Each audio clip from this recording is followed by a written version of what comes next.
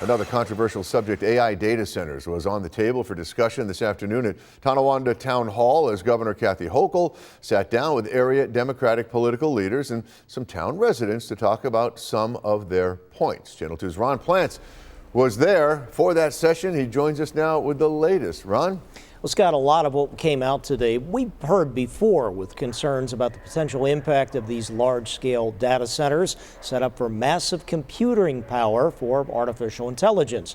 But it was fitting in the town of Tonawanda, where a large data center project planned for the former Tonawanda Coke site there has been put on pause, according to the town supervisor, and is on temporary delay, in the words of the developer. Residents previously packed a town hall on the subject, so no surprise today that the governor was joined by several area residents to talk this over, after she issued an executive order for a one-year moratorium on data centers after Democratic majority state lawmakers passed a similar motion, still unsigned by the governor. The governor noting the state is progressing with AI research at UB, but also saying more time is needed to answer questions on electric and water usage by these centers and overall impact on communities. That includes financial viability of these expensive projects and their future use, as Hochul cited an example from her Hamburg town government days.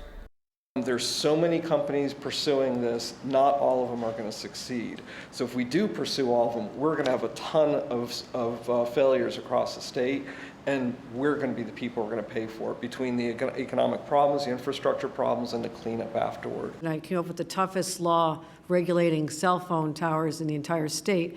Part of it included what we called a performance bond. They had to set aside money because I raised the very issue. Someday when your technology becomes more sophisticated, this structure is obsolete. I don't want my town to have to pay for the removal.